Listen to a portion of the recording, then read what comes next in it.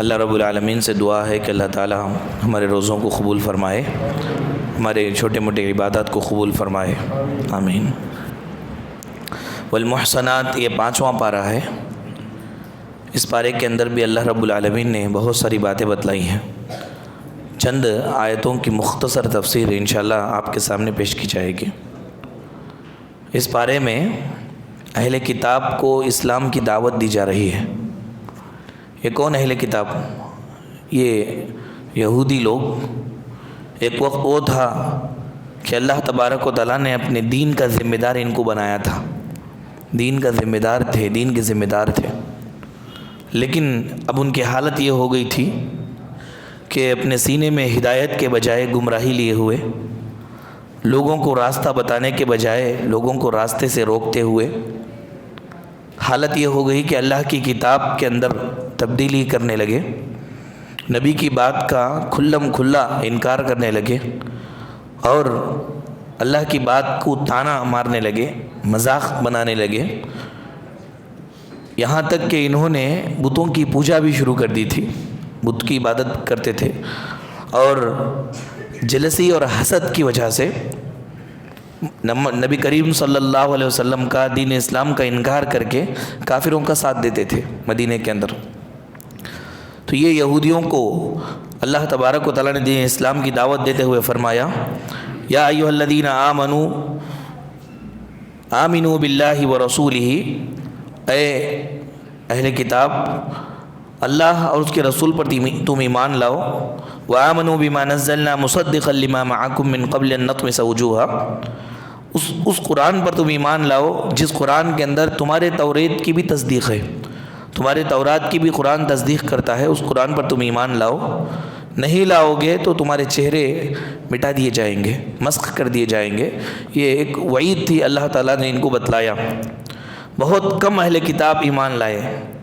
انسان جب کسی کی دشمنی میں یا کسی سے حسد کرنے لگتا ہے، جلنے لگتا ہے، تو سب کچھ حقائق اس کے سامنے رہتے ہوئے بھی حق بات کو نہیں مانتا۔ یہ اس کی واضح مثال یہ یہودی لوگوں کی تھی۔ ہمارے نبی کو یہ کیسے پہچانتے تھے؟ ویسے پہچانتے تھے جیسا ایک باپ اپنے بچے کو پہچانتا ہے۔ باپ کروڑوں بچے اگر ہوں اپنے بچے کو برابر پہچانے گا، ایسا یہ نبی کریم صلی اللہ علیہ وسلم کو پہچانتے تھے، لیکن چونکہ حسد کرتے تھے، جلتے تھے، اس کی وجہ سے انہوں نے اس پر، اللہ کے نبی صلی اللہ علیہ وسلم پر ایمان نہیں لایا۔ اس کے بعد اللہ تعالیٰ نے اس بارے میں یہ جو عہدے اور منصب ہے ان کی تقسیم میں عدل و انصاف سے کام لینے کا حکم دیا۔ یہ عہدے، یہ مناصب، یہ کرسیاں، یہ اللہ کی امانت ہے، یہ ان لوگوں کے حوالے کرنا چاہیے جو اس کو چلا سکتے ہوں، جو ان کے اہل ہوں۔ ان کے اہل نہیں ہے، ان کو اگر دے دیا جائے تو پہلا نقصان تو یہ ہے کہ سارا نظام درہم برہم ہو جائے گا، دوسرا یہ کہ گنہگار ہوں گے وہ لوگ جو اس طرح سپرد کرتے ہیں۔ اللہ نے فرمایا، ان اللہ یامرکم ان تؤدوا الامانات الی اہلھا، اللہ تعالیٰ تمہیں حکم دیتا ہے کہ امانت کو ان کے حوالے کرو جو یہ امانت کو اٹھا سکتے ہیں، جو یہ امانت کو اٹھا سکتے ہیں، یہ امانت کو ان کے حوالے کرو۔ اللہ کے رسول صلی اللہ علیہ وسلم نے آخری زمانے کی نشانی یہ بتلائی، قیامت کے قریب کی نشانی یہ بتلائی کہ عہدے اور مناصب نااہل لوگوں کو سونپے جائیں گے، یعنی ایسے لوگوں کو عہدے دیے جائیں گے جو اس عہدے کے قابل لائق ہی نہیں۔ اسلاف ہمارے کیسے تھے، دیکھیں کہ ترمذی پڑھانے کے لیے ایک شیخ بیٹھے، بہت بڑے شیخ تھے، بیٹھنے کے بعد انہوں نے اپنے شاگردوں سے کہا کہ یہ جگہ میں مناسب نہیں تھا، لیکن اس جگہ پر جو بیٹھنے والے تھے ان کے انتقال کی وجہ سے مجھے یہاں پر بٹھایا گیا۔ انہوں نے کیا کہا، کبرنی موت الکبریٰ، بڑوں کی موت نے ہمیں بڑا بنا دیا، یعنی جب بڑے مر گئے تو ہم بیٹھ گئے، ورنہ ہم اس کے لائق نہیں تھے۔ حالانکہ یہ جو بولنے والے ہیں وہ پائے کے عالم تھے، پائے کے عالم تھے، لیکن وہ اس طرح بولتے تھے۔ تو جتنا زیادہ علم کے اندر گہرائی اور جتنا زیادہ انسان اپنے اندر صلاحیت رکھتا ہے، اپنے آپ کو اتنا کم سمجھتا ہے۔ لیکن لوگوں کے لیے اللہ تعالیٰ کا یہ حکم ہے کہ جس کا جو منصب ہوتا ہے اس کے منصب کو اس کے حوالے کرو، یہ اللہ کا حکم ہے۔ نہ کرنے کی صورت میں دو نقصانات ہیں، ایک تو دنیا کا نظام درہم برہم ہوگا، دوسرا ایک گناہ ہے۔ اس کے بعد اللہ تعالیٰ نے یہ بات بتلائی کہ شیطان گمراہ کرنے کے لیے کیا کیا ہتھ کنڈے نکالتا ہے. وہ تو ذلیل ہوا، اس کی خواہش یہ ہے کہ سارے لوگ ذلیل ہو جائیں. آدم کی اولاد اللہ کے سامنے کھڑے ہونے کی طاقت نہ رکھیں، شرمندہ ہو جائے، رسوا ہو جائے. تو اس نے ٹھان لیا کسی بھی طرح سے اللہ کی رحمت سے اس کو دور کروں گا. تو وہ کیا کرتا ہے؟ اللہ نے فرمایا وَلَأُضِلَّنَّهُمْ، شیطان کہتا ہے کہ میں آدم ذات کو بھٹکاؤں گا. وَلَأُمَنِّيَنَّهُمْ، لمبی آرزو میں رکھوں گا. آپ دیکھیں جو کچھ کام نہیں کرتے 1000 باتیں کرتے ہیں. آرزویں لمبی رہتی ہے، ان کی امیدیں لمبی رہتی ہیں. شیخ چلے کے واقعات تو آپ لوگوں نے سنے ہوں گے. کام کچھ نہیں کرتا، باتیں بہت کچھ بناتا ہے. تو یہ شیطان کی طرف سے ہے، یہ گمراہ کرنے کے لیے. اب دیکھو آرزویں جو کر رہا ہے نا بیٹھ کے، آرزو کرنے والے کا نقصان کیا ہے بولیے؟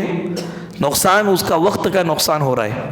صرف بیٹھ کر کے خوابیں دیکھ رہا ہے کہ یہ کریں گے، وہ کریں گے، وہ کریں گے، یہ کریں گے. سمجھنے کے اندر جو وقت ضائع ہو رہا ہے وہ کریں گے، وہ کبھی کرتا نہیں ہے. بس یہ سمجھ رہا ہے، آرزوؤں میں رکھ کر کے وقت برباد کر رہا ہے. ایسا سمجھنے کے بجائے وہ کام شروع کر دے تو وہ کام کا ثواب اس کو ملے گا. لیکن شیطان کا ایک ہتھ کنڈا ہے جو اللہ کی ذات سے، اللہ کی رحمت سے بنی آدم کو دور کرنے کے لیے اس نے یہ ٹھانا ہے کہ وہ آرزو میں رکھتا ہے. وَلَآمُرَنَّهُمْ فَلَيُبَتِّكُنَّ آذَانَ الْأَنْعَامِ، جانوروں کے کان کٹ کرنے لگاتا ہے. فَلَيُغَيِّرُنَّ خَلْقَ اللَّهِ، اللہ کی جو تخلیق ہے اس کو بدلنے لگواتا ہے. آج دنیا کے اندر یورپ کنٹری میں یہ فتنہ بھی مشہور ہے کہ مرد حضرات عورتیں بن رہے ہیں، یعنی اللہ کی جو تخلیق ہے اس کو بدل رہے ہیں.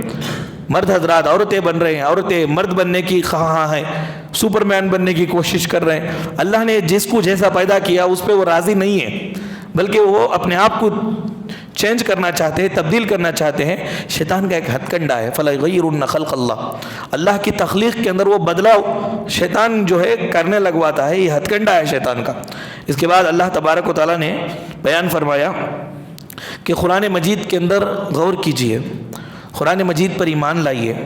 اگر یہ اللہ کے علاوہ کسی اور کا کلام ہوتا تو آپ دیکھتے اس کے اندر کہ بہت سارے اختلافات کی باتیں ہوتی. ایک بات یہاں پر بولی گئی، اب انسان دیکھیں آپ، ایک دن آج ایک کچھ بات بولا، 2 ماہ کے بعد یہی بات اس کو بولنے کے لیے بولیے، اس بات کے اندر کافی تبدیلی میں وہ لائے گا. یا تو الفاظ بدل دے گا یا معنی ہی بدل دے گا. بعض تو انکار بھی کر دیتے ہیں کہ میں نے نہیں کہا. اللہ تعالیٰ نے کہا کہ قرآن میں غور کرو، کتنے پرانے واقعات بیان کرتا ہے، ذرا برابر بھی اس کے اندر تضاد بیانی ہے. یعنی پہلے کچھ بولا تھا بعد میں اس کا انکار قرآن کر رہا ہے، یا پہلے کسی کا انکار کیا تھا بعد میں اقرار کر رہا ہے. ایسا نہیں ہے قرآن کے اندر. پہلی کی تاریخ بتاتا ہے لیکن 0 to 0 پورے کا پوری موافقت آپ کو آخر تک ملے گی قرآن کے اندر. یہ معجزہ ہے. اللہ نے فرمایا افلا يتدبرون القرآن، کیا یہ لوگ قرآن میں غور نہیں کرتے؟ ولو كان من عند غیر اللہ، اللہ کے علاوہ کسی اور کی طرف سے اگر یہ ہوتا تو لوجدوا فیہ اختلافا کثیرا، بہت زیادہ اختلاف اس کے اندر لوگ پاتے. لیکن اس کے اندر کوئی اختلاف نہیں ہے، اللہ کا کلام ہے. مومنوں کو اس کے اندر غور و تدبر کرنے کا حکم دیا گیا. جتنا زیادہ غور کریں گے قرآن میں اتنے انوکھی باتیں ایمان کو تازہ کرنے کی اللہ تبارک و تعالیٰ کی وہ پائیں گے. اس کے بعد اللہ تعالیٰ نے انسان کے بارے میں بتلایا، انسان ہے بہت مضبوط. ساری مخلوقات میں یہ اشرف المخلوقات ہے انسان، لیکن اتنا اونچا رہنے کے باوجود بہت کمزور ہے، یہ بہت کمزور ہے. اللہ نے بیان فرمایا وَخُلِقَ الْإِنسَانُ ضَعِيفًا، انسان جو ہے بڑی کمزور پیدا کیا گیا ہے. آپ دیکھیں جانوروں کے بچے پیدا ہوتے ہی دودھ چوسنے لگتے ہیں، اور 1 دن 2 دن ہوتا نہیں، بعض تو 2 گھنٹوں میں چلنے لگتے ہیں. کتے کے بچوں کو دیکھیے، سوروں کے بچوں کو دیکھیے، بلی کے بچوں کو دیکھیے، پیدا ہوئے 1 دن بھی نہیں ہوا آہستہ آہستہ چلنے لگتے ہیں. لیکن انسان اتنا اشرف المخلوقات ہونے کے باوجود یہ 2 سال تک دودھ پیتا ہے. اس کے بعد اس کو چلنے کے لیے 2-3 سال لگ جاتے ہیں، اور بات آنے کے لیے 3 سال 4 سال لگ جاتے ہیں. صحیح طور پر جوان ہونے کے لیے 14 سال لگ جاتے ہیں. کون سی بات کب کرنا ہے یہ معلوم ہونے کے لیے 30 سال لگ جاتے ہیں. 30 سال کے بعد ہی اس کی عقل کام کرتی ہے کہ کس جگہ پر کیا بات بولنا ہے، کون سی بات بولنے سے کس کو نقصان ہوگا، کس کے دل کے اندر یہ بات میخ مارنے کی جیسا ہوگی، کس کو سکون ملے گا. یہ بولنے کے لیے 30 اور 5 سال 40 سال لگ جاتے ہیں. تو انسان کمزور ہے، ارے کمزوری کو تسلیم کرے. اسی لیے اللہ تعالیٰ نے اس کے لیے، انسان کے لیے ماں باپ، بھائی بہن، اس کے خاندان، اس کے اساتذہ، اس کے بڑے لوگوں کو رکھا ہے. ایسا جانوروں کے، دوسرے مخلوقات کے نہیں ہے، بلکہ انسان کے ہے، تاکہ یہ شعور کی عمر میں پہنچنے تک اس کے بڑے لوگ اس کو تھامے رکھتے ہیں. شعور کی عمر کو پہنچے تک، سمجھدار بننے تک اس کے بڑے لوگ، اس کے اساتذہ، اس کے بزرگ لوگ، اس کے امی ابا اور اس کے دادا دادی اس کو تھامے رکھتے ہیں. جب شعور میں آتا ہے تب جا کر کے کھلا انسان بنتا ہے. تو ہم کو خاندان کی بڑی ضرورت ہے، اور وہاں ان کے افراد کی بڑی ضرورت ہے. ان کے بغیر انسان آگے بڑھ ہی نہیں سکتا. اس کے بعد اللہ تعالیٰ نے بیان فرمایا، جو شخص اپنی اصلاح کی کوشش کرتا ہے اللہ تبارک و تعالیٰ اس کے لیے آسانیاں فرماتے ہیں. دنیا کا سب سے مشکل ترین کام کیا ہے؟ اگر سوال کرے دنیا کا سب سے مشکل ترین کام کیا ہے، تو اس کا جواب یہی ہے کہ دنیا کا سب سے مشکل ترین کام اپنی اصلاح کرنا، اپنے آپ کو سدھارنا. لوگ دوسروں کو سدھاریں گے، دوسروں کے بارے میں بولیں گے، لیکن اپنے آپ کو سدھارنا، اپنے آپ کی اصلاح کرنا دنیا کا سب سے مشکل ترین کام ہے. لیکن یہ بھی یہ حقیقت ہے کہ اپنے آپ کی اصلاح کرنا آخرت کی کامیابی کے لیے ضروری ہے. اگر انسان اپنے آپ کو سدھارا نہیں، اصلاح نہیں کیا، تو آخرت میں ناکام ہوگا. اللہ نے بیان فرمایا، ان یریدا اصلاحا یوفق اللہ بینہما. میاں بیوی میں جھگڑا ہو جائے، دونوں اپنے طور پر اصلاح کرنا چاہتے ہیں، تو اللہ تبارک و تعالیٰ ان کو اصلاح کرنے کی توفیق دے دے گا. تو اگر کوئی آدمی اپنے آپ کو بدل لینا چاہتا ہے، اصلاح کر لینا چاہے، میری غلطی مجھے معلوم ہو جائے تو میں بدل لوں گا، میں اصلاح کر لوں گا، درست کر لوں گا، یہ مائنڈ سے اگر بیٹھتا ہے تو اللہ تبارک و تعالیٰ اس کو وہ چیزیں مہیا کر دیتے ہیں. اللہ تعالیٰ اس کو اصلاح کی توفیق دے دیتے ہیں. لیکن عام طور پر اپنی اصلاح کے بغیر جو بھی غلطی ہو، انسان اس غلطی کا جو صحرا ہے وہ ہمیشہ دوسروں کے اوپر ہی ڈالتا ہے. میری وجہ سے نہیں، فلاں کی وجہ سے ایسا ہوا، فلاں کے جیسا. اگر وہ بیٹھے سوچے، صحابہ کرام کی عادت یہ تھی کہ جب بھی کچھ غلط کام ہوتا تو پہلے اپنے اندر دوڑاتے کہ ہمارے اندر کیا غلطی ہوئی، کون سی غلطی کی وجہ سے یہ کام رونما ہوا، سرزد ہوا، اپنی اصلاح کرتے. یہ نبیوں کا طریقہ ہے. اس کے بعد اللہ تبارک و تعالیٰ نے یہ بات بیان فرمائی کہ گناہ کرتے وقت لوگوں سے ڈرنے کے بجائے اللہ کا ڈر دل میں رکھنا چاہیے. لوگ کیا کرتے ہیں کہ فلاں یہاں پر ہے تو گناہ کرنے سے بچتے ہیں، کیونکہ ان سے ڈر لگتا ہے کہ ایسا نہ ہو کہ یہ دیکھ لے ہمیں. اللہ نے بیان فرمایا، یستخفون من الناس، یہ لوگوں سے چھپتے ہیں، ولا یستخفون من اللہ، یہ اللہ سے تو نہیں چھپ سکتے. کہیں بھی جا کے کرو، اللہ تعالیٰ تو دیکھ رہا ہے. تو گناہ کرتے وقت لوگوں کا ڈر نہیں، بلکہ اللہ کا ڈر انسان کے دل کے اندر ہونا چاہیے. اس کے بعد اللہ تعالیٰ نے یہ بات بیان فرمائی، ایسی قوم کے اوپر، ایسے گھرانے پہ، ایسے آدمی پہ اللہ کبھی بھی عذاب کو نہیں بھیجتا جس قوم کے اندر، جس گھرانے میں، جس آدمی میں دو چیزیں ہوں. ایمان اس کا مضبوط ہو، اللہ کی ہر نعمت پر شکر کرتا ہو، جو بھی ملا الحمدللہ، الشکر للہ، اللہ کا شکر، ہمیشہ اپنی زبان پر اللہ کا شکر کرتا ہو. یہ آدمی، یہ قوم، یہ گھرانہ اللہ کو اتنا پسند ہے کہ اللہ تعالیٰ ان کو دنیا میں بھی مالا مال کرتا ہے اور آخرت میں بھی نجات دے گا. اللہ نے فرمایا، ما یفعل اللہ بعذابکم، اللہ کو کیا پکڑی کہ اللہ تم کو عذاب دے، ان شکرتم وآمنتم، اگر تم شکر گزاری کرو گے، اللہ پر ایمان مضبوط کرو گے، تو اللہ کو کیا پکڑی کہ اللہ تمہیں عذاب دے، سزا دے. معلوم ہوا کہ دنیا کے اندر اور خبر میں، آخرت میں وہ آدمی نجات پائے گا جس کی زبان پر اللہ کا شکوہ نہیں، اللہ کا شکر ہو، اللہ کا شکر ہو. شکوہ شکایت یہ ایمان کی کمزوری کی وجہ سے ہوتا ہے. ایمان کمزور ہو تو شکوہ شکایت ہے، ایسی زندگی چل رہی ہے، ویسا ہے، اللہ کی شکایت بندوں کو کر رہا ہے. یعنی یہ شکایت کر کے یہ ثابت کر رہا ہے، یہ بتا رہا ہے کہ پروردگار میرے ساتھ ناانصافی کیا ہے، کہ جو دینا ہے وہ نہیں دیا ہے. کیا ایسا ہو سکتا ہے؟ انسان کو پیدا کرنے سے پہلے ہی اللہ تعالیٰ نے انسان کی تقدیر لکھ دیا، اور وہ اللہ کیسا ہے، کروڑوں ماؤں سے بھی زیادہ محبت کرنے والا. ایک آدمی کے انتقال کا وقت قریب آیا، اس کی ماں رو رہی تھی. تو وہ آدمی ماں کے پاس بیٹھا، جا کے کہا، ماں کیوں رو رہی ہے؟ تو اب تو بچے، آپ کے انتقال کا وقت آ رہا ہے، آپ مر جا رہے ہیں، آپ چلے جا رہے ہیں، اس لیے میں رو رہی ہوں. بیٹے نے کہا کہ ماں، اگر میری تقدیر تیرے ہاتھ میں ہوتی تو کیا کرتی؟ تو بولتی ماں کہ اگر میرے ہاتھ میں تیری تقدیر ہوتی بیٹا، ایک بھی مشکل کے بغیر میں تیرے لیے جنت لکھ دیتی، ذرا بھی تجھے تکلیف نہیں ہونا، ڈائریکٹ تو جنت میں چلا جانا، یہ میں لکھتی. تو بیٹا کہتا ہے کہ ماں میں جس پروردگار کے پاس جا رہا ہوں آپ نہیں، آپ کے جیسے کروڑوں ماؤں سے بھی زیادہ وہ محبت کرنے والا ہے، اور وہ میرے ساتھ کیا معاملہ کرے گا، ڈرتی کیوں ہے؟ تو یہ رب العالمین کی رحمت ہے، اندازہ نہیں کر سکتے ہم اللہ تعالیٰ کی رحمت کا، اندازہ نہیں کر سکتے۔ وہ جو بھی انسان کے ساتھ فیصلہ کرتا ہے یہ ساری رحمت سامنے رکھ کر کے فیصلہ کرتا ہے، کسی کو دیا کسی کو نہیں دیا، کسی کے ساتھ کیسا کوئی معاملہ ہو رہا ہے، تو اس کا مطلب یہ نہیں ہے کہ اللہ اس کے اوپر ظلم کر رہا ہے، بلکہ اس کی تقدیر کے عین مطابق اور اللہ تعالیٰ کی رحمت کے عین مطابق ہے۔ معلوم نہیں ہے جو چیز یہ مانگ رہا ہے وہ اگر دے دے تو کتنے مصیبتوں میں پھنس جائے گا، اس لیے اللہ تبارک و تعالیٰ جو یہ مانگتا ہے وہ نہیں دیتا، جو اس کے لیے مناسب ہوتا ہے وہ دیتا ہے۔ انسان کو ہمیشہ اللہ کا شکر اپنے زبان پر لائے رکھنا چاہیے، اللہ کا شکر ہے، جو جس حالت میں ہے اللہ کا شکر ہے، الحمدللہ، الشکر للہ۔ ہمیشہ نبی کریم صلی اللہ علیہ وسلم نے یہ دعا سکھائی، اللہم اجعلنی لک شکارا لک ذکارا لک رہابا، اللہ مجھے بہت زیادہ شکر کرنے والا تو بنا دے۔ شکر کرنے پر انسان کو اللہ دنیا میں بھی بہت دیتے ہیں، آخرت میں بھی بہت دیتے ہیں۔ اس کے بعد اللہ تعالیٰ نے یہ بات بیان فرمائی کہ کوئی برائی یا مصیبت پہنچے تو انسان کو جو ہے اپنی غلطی اس کو سوچنا چاہیے۔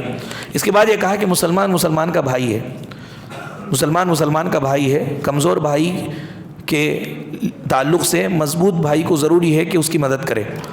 مدد کرنے کے بجائے اگر مسلمان بھائی کو اگر دھوکہ دے، اس کا مال کھائے تو یہ بہت بڑا گناہ ہے۔ اللہ نے فرمایا کہ یا ایھا الذین آمنوا لا تاکلوا اموالکم بینکم بالباطل، مومنو آپس میں حرام طریقے سے اپنے بھائیوں کا مال مت کھاؤ۔ تم ان کے بھائی ہو، ان کا تعاون کرو، بجائے تعاون کرنے کے تم ان کو دھوکہ دے رہے ہو، ان کو لوٹ رہے ہو، یہ بہت بڑا گناہ ہے۔ اس کے بعد اللہ تعالیٰ نے ایک اہم بات اس پارے کے اندر بتلائی، دنیا کا جو نظام ہے، سسٹم، یہ نظام کو چلانے کے لیے اللہ تعالیٰ نے انسانوں میں مراتب رکھے ہیں، مراتب رکھے ہیں، کوئی اونچا کوئی نیچا۔ اللہ نے کسی کو بادشاہ بنایا، کسی کو رعایا پبلک بنایا، کسی کو امیر بنایا، کسی کو غریب بنایا، کسی کو مالک بنایا تو کسی کو نوکر بنایا۔ تو اللہ نے سب کو یہ تعلیم دی کہ ہم نے جس کو جو چیز جس کیٹیگری میں رکھا ہے وہ اپنی کیٹیگری کو تسلیم کر کے اپنے اوپر والے کو تسلیم کرے۔ ایک نوکر ہے تو نوکر اپنی نوکری کو تسلیم کرے اور اپنے سے بڑے کے مالک کا اعتراف کرے کہ وہ ہمارا مالک ہے۔ اس طرح اگر وہ اپنے سے بڑے جو مرتبے اللہ نے رکھا ہے اس کو تسلیم کرے گا تو دنیا کا نظام چلانے میں اللہ کی مدد کر رہا ہے، اللہ تعالیٰ کی مدد کر رہا ہے۔ اللہ نے فرمایا وَلَا تَتَمَنَّوْا مَا فَضَّلَ اللَّهُ بِهِ بَعْضَكُمْ عَلَىٰ بَعْضٍ، اللہ تعالیٰ نے بعض کو بعض پر جو فوقیت دی ہے وہ فوقیت کو تم تسلیم کرو، وہ اس جگہ کو میں پا لینا، وہ چیز مجھے حاصل ہو جانا، ان سے چھن جانا، اس طرح کی آرزو مت کرو۔ یہ اللہ کو معلوم ہے سسٹم چلانے کے لیے کسی کو اونچ نہیں کسی کو نیچ اللہ نے رکھا ہے، اس کو تسلیم کرنا چاہیے اور اس کو ماننے سے ہی دنیا کے اندر دنیا کا نظام صحیح چلتا ہے۔ سب ایک نمبر پہ نہیں آ سکتے، اللہ کو معلوم ہے ایک نمبر پہ کون رہے گا، دوسرے نمبر پہ کون رہے گا، ایک نمبر پہ جو رہنے والا ہے وہ رہے گا تو ہی کام چلے گا۔ یہ اللہ نے سسٹم رکھا تو اس کو مان لینا چاہیے۔ اس کے بعد اللہ نے بیان فرمایا گھر بھی ایک ادارے کے جیسا ہے، ایک مدرسے کے جیسا ہے۔ مدرسہ ہو یا کوئی ایک بڑا سمجھتا ہو، چلانے کے لیے کوئی ایک آدمی بڑا ہوتا ہے، ایسا گھر کے اندر بھی گھر چلانے کے لیے کوئی ایک بڑا ہوتا ہے۔ گھر کا جو والد ہے، باپ ہے، شوہر ہے، وہ گھر کا بڑا ہے، اور بیوی بچے یہ سب اس کے نیچے ہیں۔ بیوی بچے یہ سب والد کی بڑھوتری کو اگر تسلیم کریں گے تو گھر کا نظام بہت اچھے سکون سے چلے گا۔ بیوی بولے کہ میرا بھی چلنا، شوہر بولے کہ میرا بھی چلنا، اور بچے بولے کہ میرا بھی چلنا، اس طرح سب اپنا اپنا چلانے لگے تو گھر پورا ویران ہو جاتا ہے، ویران ہو جاتا ہے۔ اللہ تبارک و تعالیٰ نے بیان فرمایا الرجال قوامون علی النساء، مرد حضرات عورتوں پر نگہبان ہیں، بڑے ہیں، اللہ نے نگہبان بنایا ہے۔ تو عورتوں کو بھی چاہیے کہ مرد کی نگہبانی تسلیم کرے، چاہے وہ بے علم ہو، چاہے وہ بدصورت ہو، کوئی ایسا بھی ہو، مرد ہے، اللہ نے اس کو بڑا بنایا ہے۔ عورت کو چاہیے کہ اللہ کی طرف سے یہ میرے اوپر بڑا ہے، اس کی بات سننا میرے لیے ضروری ہے، فرض ہے۔ اس طرح بیوی اگر اس کو تسلیم کرتی ہے تو سارا گھر کا نظام بحسن و خوبی بہت اچھے انداز میں چلتا ہے۔ اور بیوی یہ بولے کہ میرے شوہر کو علم نہیں ہے، مجھے علم ہے، سب کچھ میں ہی چلاؤں گی، تو پورا گھر کا نظام بگڑ جائے گا۔ اس کو معلوم نہیں ہے بہت ساری ایسی چیزیں ہوتی ہیں تو اللہ تبارک و تعالیٰ نے گھر کے نظام کو چلانے کے لیے مرد حضرات کے ذہن کے اندر الہام کرتا رہتا ہے کہ کون سے وقت میں کیا کرنا چاہیے۔ وہ چونکہ وہ اس کا ذمہ دار ہے، گھر کا ذمہ دار ہے مرد، تو مرد ہی کو یہ چیزیں اللہ تعالیٰ عنایت کرتے ہیں، کیونکہ مرد جو گھر چلاتا ہے وہ بھی اللہ کی اجازت سے چلاتا ہے، وہ چیز عورت کو نہیں دی گئی، اس لیے وہ صلاحیت اس میں نہیں ہے۔ چلانے کی صلاحیت، چلانے کا کام اللہ مرد کو دیا ہے، تو وہ کیسے چلانا مرد کے ذہن میں اللہ وہ بات ڈالیں گے، چونکہ عورت کو وہ ذمہ، عورت کی ذمہ وہ چیز نہیں ہے، اس لیے عورت پورا گھر چلانے کا نظام سنبھال نہیں سکتی ہے۔ یہ بات اللہ نے بیان فرمائی۔ اس کے بعد اللہ نے کہا کہ معاشرتی حقوق ہے لمبے چوڑے، اللہ کی عبادت کرو، اس کے ساتھ کسی کو شریک نہ کرو، والدین کے ساتھ ہے نا احسان کرو، احسان کا سلوک کرو، اور رشتہ داروں کے ساتھ، یتیموں مسکینوں کے ساتھ ایک لمبی فہرست اللہ تعالیٰ نے بتلائی۔ اس کے بعد اس بارے میں یہ کہا کہ محمد صلی اللہ علیہ وسلم کو حاکم ماننا، آپ صلی اللہ علیہ وسلم کے فیصلے پر راضی رہنا ایک مسلمان ہونے کے لیے شرط ہے۔ کوئی جھگڑا ہو گیا، لڑائی ہو گئی، اور اللہ کے رسول صلی اللہ علیہ وسلم کی حدیث آ گئی، اب حدیث پیش کر دی گئی کہ اللہ کے رسول نے یہ فیصلہ کیا ہے، چاہے وہ کسی کے حق میں ہو یا کسی کے خلاف ہو، ایک مومن ہونے کے ناطے مومن کو چاہیے کہ اس فیصلے کو مان لے، ذرا برابر بھی دل میں تنگی نہ رکھے۔ اگر وہ انکار کرے گا، ٹھیک ہے بات تو صحیح ہے، رسول نے کہا ہے، لیکن ہمارے بڑوں نے اس طرح فیصلہ کیا ہے، ہمارے بڑے لوگ یہ کہتے ہیں، تو اللہ کہتا ہے کہ اس کے پاس ایمان ہی نہیں ہے۔ اللہ نے کہا فلا وربک لا یؤمنون حتی یحکموک فیما شجر بینہم، اے حبیب صلی اللہ علیہ وسلم آپ کے رب کی قسم ہے کہ وہ آدمی مومن ہی نہیں ہے جس آدمی کو کوئی جھگڑے کے اندر آپ کے پاس فیصلہ لایا وہ آدمی، اور آپ نے اس کا فیصلہ کر دیا، اور وہ فیصلے کے اندر ذرا تنگی محسوس کر رہا ہے کہ یہ میرے حق میں نہیں ہوا، ایسا تنگی محسوس کر رہا ہے، تو بھی وہ مومن نہیں ہے۔ اب بولو کہ جو انکار ہی کر دے اور اپنے بڑوں کی بات کو مانے کہ وہ رسول تو بولے ہیں لیکن بڑے لوگوں نے تو ایسا کہا ہے تو بڑے لوگوں کی بات ہی کو ماننا ہے، اس طرح اگر یہ چھوڑ کر کے بڑوں کی بات کو مانتا ہے تو وہ آدمی کا ایمان ہے؟ صرف دل کے اندر تنگی محسوس کرنے سے ایمان کی نفی کر دیا اللہ تعالیٰ، ایمان ہی نہیں ہے، تو جو مانتا ہی نہیں ہے وہ آدمی کیسا مسلمان ہے؟ اس کے بعد اللہ تبارک و تعالیٰ نے اس پارے کے اندر بہت ساری باتیں بتلائی ہیں، یہ المحسنات خاص کر اس پارے کے اندر بہت ڈیپلی باتیں ہیں، ہر ایک مسلمان کو چاہیے کہ اپنے طور پر ترجمے کے ساتھ اس کو پڑھے، لمبی بہت باتیں ہیں اس کے اندر، اور پورے معاشرتی زندگی سے تعلق رکھنے والی باتیں، اور اپنے عائلی زندگی سے تعلق رکھنے والی باتیں ہیں، اور اپنے جو دنیا کے اندر ہم جو زندگی گزارتے ہیں، زندگی گزارنے میں جن چیزوں کی ضرورت ہے ان میں سے اکثر باتیں 5ویں پارے کے اندر اللہ نے ذکر فرمائی ہے۔ یہ مختصر آیتوں کا خلاصہ ہے، لیکن اس کی پوری جانکاری ہم اگر بیٹھ کر کے پڑھیں گے تو انشاءاللہ پوری طرح سے ہم کو سمجھ میں آئے گی۔ اللہ سے دعا ہے کہ رب العالمین ہم تمام لوگوں کو قرآن احکامات کو سمجھ کر ان پر عمل کرنے کی توفیق عطا فرمائے۔ اللہ تعالیٰ ہمارے روزوں کو اور ہماری عبادت کو قبول فرمائے، آمین۔ وآخر دعوانا الحمد للہ رب العالمین۔